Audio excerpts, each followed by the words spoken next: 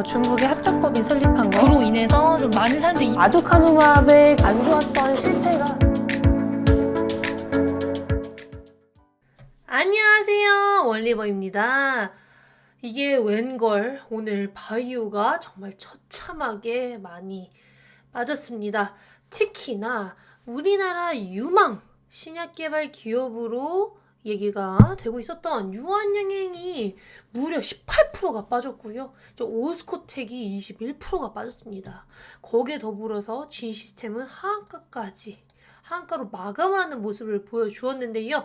지아이노베이션도 10% 이상 빠지고 그 외에 다른 바이오텍들도 3%에서 많게는 10%까지 빠지는 모습을 보였는데 여기 보시면 아시겠지만 코스닥 하락 종목 상위에 바이오가 되게 많습니다. 진시스템, 오스코텍, 지아이노베이션 정말 너무 많죠. 레오캠바이오까지.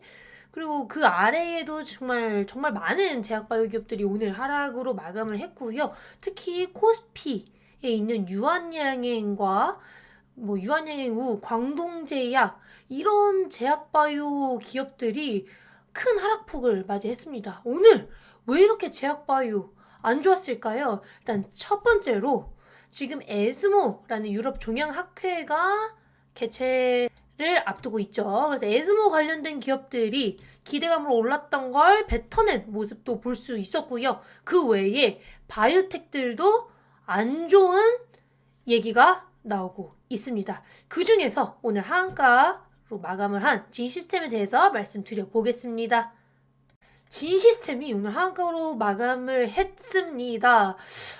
진시스템의 인도 파트너사라고 알려져 있는 타타MD의 공식 홈페이지에서 진시스템의 진단 장비가 사라졌어요. 그 진단 장비나 정보가 사라진 것도 슬픈데 진시스템의 장비에 대한 내용뿐만이 아닌 그 분자 진단과 결핵 관련된 그 섹터 자체가 사라졌어요. 여기 보시면 아시겠지만 제가 과거에도 진시스템 설명 드릴 때 타타MD 오피셜 홈페이지에 들어가서 몰레큘러에 들어간 다음에 TB, 결핵을 눌렀어요.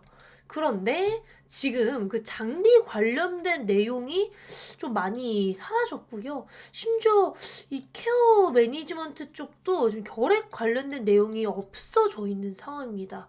거기에 더불어서 지금 인도 중앙정부 관련 소규모 입찰 데이터 올라왔었던 에포큐얼 거버먼트죠. 이쪽에 들어가면 원래 입찰 정보가 나왔었거든요. 그 중에서 진시스템 관련된 내용이 올라왔었던 그런 사이트인데 이게 웬걸? 사라졌어요. 이 사이트에서도 인도 중앙정부 관련 소규모 입찰이 실패된 게 아니냐라는 얘기가 나오고 있는 거고요. 일단 중앙정부 입찰 취소 공고가 나온 건 맞습니다. 그래서 인도 관련된 내용으로 기대감이 올라가고 앞으로 매출이 급격하게 오를 수 있었던 진시스템에 대한 실망 매물이 많이 나온 걸로 보여지고요. 스펙을 조정한 다음에 재공고를 하려고 합니다. 이게 다른 경쟁사들 대비 혹은 지금 계약 중에 좀 마음에 안 드는 스펙이 있었다라고 해요. 그래서 그런 걸 조금 확실하게 한 다음에 다시 입찰을 한다라고 하는 거 보니까 일단은 문제가 있었던 건 맞고요. 다시 한번 공고가 나오는 걸 기대해 봐야 될 것 같습니다. 거기에 더불어서 진시스템이 현재 현금 여력이 약간 부족할 수 있습니다. 자체적으로 보유하고 있는 현금은 충분할 수 있습니다만 진단 키트나 진단 기기를 인도나 좀 다른 국가에 수출을 할 때 지금 증설을 하고자 하는 의지가 있었거든요. 그래서 자금 조달 관련해서 좀 노이즈가 있었어요. 진시스템이 아시다시피 급등을 했었는데 그렇기 때문에 투자 목적이나 파트너십 목적으로 들어오려고 했던 파트너사들이 갑자기 너무 많이 올랐어. 나 이 가격에 못 들어가. 라고 갑자기 얘기를 했다나 뭐라나 라는 얘기가 또 나오고 있는 상황입니다. 그런데 지금 더 많이 싸졌으니까 이 부분은 나중에 인도 관련해서 공고 한 번 더 나오면 다시 잘 나올 수 있는 부분이겠죠. 그래서 이 부분은 문제가 안 될 수 있겠고요. 그럼 여기서 또 궁금하시겠죠? 하한가를 오늘 맞았는데 그럼 이제라도 팔아야 될까요? 라고 질문하실 수도 있습니다.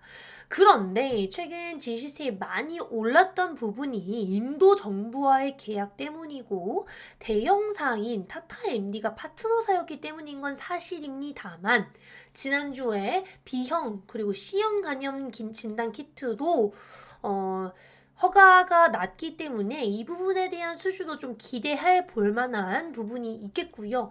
주정부와 민간의 수요가 있는 분야이기 때문에 이 부분에 대한 기대감도 살짝은 있을 수 있겠다.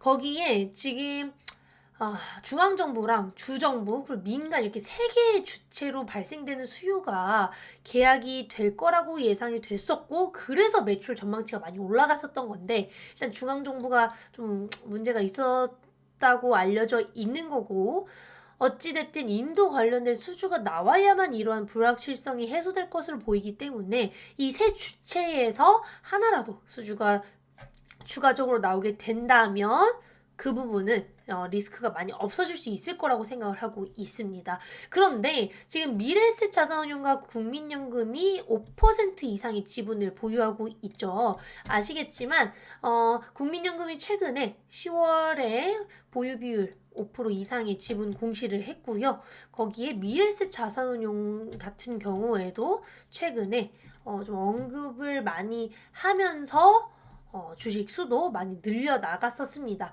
거기에 이건 대표님 관련해서 주식 비율인데요. 대표님 또한 이번에 이렇게 급등을 했는데도 팔지 않았어요. 매도를 하지 않으셨기 때문에 그 부분에 대해서도 어느 정도 높이 평가를 해야 되지 않을까 이 부분을 주목해 볼 만하다라고 말씀을 드리고 싶습니다. 지금 진시스템이 올랐던 걸 다 토해내고 제자리에 원상복귀가 되었기 때문에 인도 관련된 계약 다시 한번 기대해 볼 만한 시점이 왔을 때 한 번 더 크게 갈 수 있지 않을까 기대를 해봅니다. 지금 당장은 민간이나 주정부에서 나와주기만 해도 다시 한번 기대감을 갖기에는 무리가 없지 않을까 싶네요. 근데 좀 아쉬운 건 인도가 인도했다 인 것 같아요. 최근에 넥스트 중국으로 인도가 많이 떠오르고 있잖아요. 애플도 거기 공장 짓는다고 하고 되게 얘기가 많이 나오고 있는데 이렇게 인도가 인도했다라는 인식이 많이 새겨지기 전에 꼭 좋은 수주 나오길 기대해 보겠습니다. 그리고 그 다음은요. 우리나라의 유일한 제약사죠. 유한양행입니다. 유한양행의 가장 중요한 임상으로 알려져 있는 마리포사의 초록 데이터가 에스모에서 발표가 되었습니다. 에스모 개최는 10월 20일부터예요. 10월 20일부터이기 때문에 지금 풀 데이터가 나온 건 아닙니다만 대부분의 데이터를 볼 수 있었고요. 무진행 생존 기간이 타그리소 단독 대비 6개월 이상 늘어난 23.7개월이 나오긴 했습니다. 그런데 좀 아쉬웠던 거는 타그리소와 화학요법의 병용 투여 대비 무진행 생존 기간이 많이 늘어나진 않았다는 거. 타그리소와 화학요법 키모와의 병용요법이 최근에 세계 폐암학회에서 25개월 이상이 나왔었잖아요. 그래서 그것보다 더 나왔으면 좋았었겠다라는 얘기가 나왔었다라는 게 다소 좀 아쉬운 부분이었고요. 2차 치료 생존 기간인 PFS2라고 알려져 있는 것도 타그리소 대비 25%나 개선을 했습니다. 이 수치가 전체 생존 기간과 인과관계가 좀 크다라고 하니까 정말 좋은 데이터라고 볼 수 있겠고요. 항암제에 있어서 가장 중요한 지표라고 할 수 있죠. 정체 생존 기간인 OS는 트렌드가 매우 좋게 나왔습니다. 이 부분은 시간이 조금 지나고 연말이나 내년에 한 번 더 데이터로 확인할 수 있지 않을까 싶습니다만 아직까지는 타그리소보다 훨씬 더 좋은 트렌드를 보여주고 있습니다. 그리고 객관적 반응률 객관적 반응률은 제가 여러 번 말씀을 드렸지만 부분 간해와 완전 간해 환자에 대해서 알 수 있는 퍼센티지죠. 아미반탐압과 레이저 티닙을 투여한 환자는 86%, 타그리소는 85%가 나와서 이건 비등비등했다. 그게 그거였다라고 보시면 되겠고요. 부작용을 완벽하게 다 풀 데이터를 오픈하진 않았지만 설사를 제외한 부작용은 아미반타마 플러스 레이저 티닙이 타그리소보다는 조금 더 많았다. 라고 보여집니다. 근데 뭐 타그리소와 화학요법 병용했었던 그 데이터는 부작용이 매우 심했더라는 것도 다시 생각해내시면 좋을 것 같고요. 여기서 관전 포인트는요. 무진행 생존 기간이 유의미하게 늘어났다. 기본적으로 6개월 이상 늘어나면 임상적으로 유의미하다라는 거 알 수 있겠고요. 여기서 제일 중요한 건 전체 생존 기간이 1차 치료제가 될 수 있게 될 가장 중요한 데이터이기 때문에 이게 관건이라는 거. 그리고 J&J가 올해 마리포사와 마리포사2로 허가 신청을 완료할 예정이라고 어제 컨퍼런스 콜에서 얘기한 바가 있다라는 것도 알고 가시면 좋겠네요. J&J PPT인데요. 여기 밑에 보시면 아시겠지만 아미반타맙 있고 그 아래 아미반타맙과 레이저티닙 그리고 아미반타맙과 레이저티닙 이렇게 하나 더 있죠. 이렇게 비수세포 폐열 대상으로 2차 치료제 그리고 1차 치료제인 마리포사, 마리포사2 모두 올해 신약 승인을 신청할 예정입니다. 허가를 들어갈 예정이니 이 부분도 기대해 볼 만 하겠고요. 아마 25년에는 승인이 날 수 있지 않을까 싶습니다. 그러면 이렇게 뭐 사실 하한가를 갈 만하거나 20%가 빠질 만큼 나쁘지 않은 임상 데이터가 나왔는데 왜 이렇게 많이 빠졌을까요? 아무래도 너무나 높았던 기대 때문인 것 같습니다. 사실 기대감이 너무 크면 그에 따른 실망 매물이 있기 마련인데요.